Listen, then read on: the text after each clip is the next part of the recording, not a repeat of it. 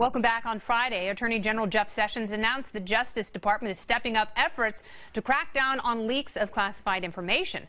Under the new measures, that the DOJ may have increased ability to subpoena journalists to reveal their sources. Yesterday, Sessions Deputy Rod Rosenstein said the DOJ was after leakers, not reporters, but went further by saying the Justice Department will go after anyone responsible for leaks. Watch. What we need to look at in every leak referral we get, we look at the facts and circumstances. What was the potential harm caused by the leak? What were the circumstances? That's more important to us than who it is, who is the leaker. So if we identify somebody, no matter what their position is, if they violated the law and that case warrants prosecution, we'll prosecute it. Including White House officials and members of Congress. Including anybody who breaks the law. So does anybody really mean anybody? There's only one man to ask. Fox News senior judicial analyst, Judge Andrew Napolitano. Welcome back, Judge. Good to be with you, Kennedy. I don't know if anybody means anybody. Members of Congress can spill secrets if they do so on the floor of the House or the floor of the Senate. They can't be prosecuted.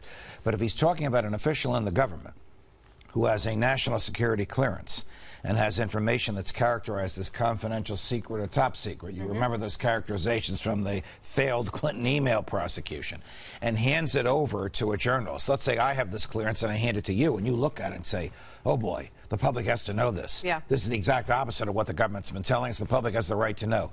And you come on your show and you reveal it. Can you be prosecuted? Absolutely not, and under no circumstances. Because Jeff Sessions was implying that they can, in fact, go after journalists for the very thing that you're describing. As long as it is material to the public interest, as long as it's about the government, and it's not about some personal thing involving an individual in the government, yes, they can. The question is, can they come after me? They can. The question is, can they go to you to find out who your source is, and what do they do to you when you won't tell them who your source is? That's the James Rosen issue. Our colleague James Rosen. Yeah, they start spying on you or they throw you in jail. Correct. He had a perfectly legitimate professional relationship with a source who told him things the government didn't want published.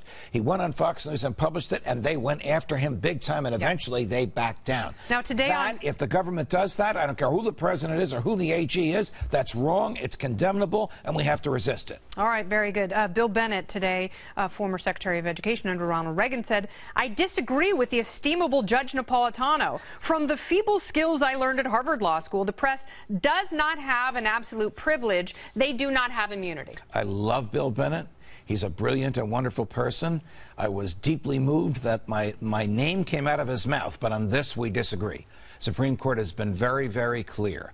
The press is immune from publishing any secret as long as it is material to the public interest, meaning as long as it is something that the press rationally thinks the public wants to know. Yeah, one of those cases, New York Times Co. versus Sullivan, there was a landmark Supreme Court case where they established the actual malice standard. What does that mean? Well, that is a standard for a civil lawsuit. But the leading Supreme Court opinion is the Pentagon Papers case, which stands for the proposition that I told you. New York Times against Sullivan says if you want to sue the newspaper because you've been harmed by what it said and you're a public figure, you have to show that they published what caused you to be harmed, knowing it was false or with reckless disregard as to whether it was true. Okay, now what about Sarah Palin? Would she have a case against the New York Times? Sarah Palin might very well have a case against the New York Times. I think they settled it, but in the emails that I saw, there was enough doubt on the part of the publisher as to whether or not it was true, and they published it anyway. That might meet the actual malice standard because they might have been reckless in their attitude about truth. Do we have a problem here with leakers, or are we dealing with rogue whistleblowers who are just taking improper action? You know, I'm a little bit of the skunk at the garden party on this because some leakers do a positive good for our knowledge about what the government is doing. I'm talking about leakers like Julian Assange and Edward Snowden and Chelsea Manning and even, gosh, I'm forgetting Reality her name. Winner? Reality Winner. How did you know who I was talking about? Because that's a very compelling bit of information that she released to Glenn Greenwald at the Intercept. And when someone releases a transcript of the president's telephone call that does not contain national security secrets, it's wrong and it's frustrating and it's going to harm the presidency, but it's not a crime. The only crimes are where somebody hands out something that has been classified as confidential, secret, or top secret. The person who hands it out, not the person who publishes it, has committed the crime. Those people should be in Jeff Sessions' crosshairs, not the journalists to whom they communicated. Very good, Judge. Love how you break it down and lay it down. You're the best. Always a pleasure. Thank you.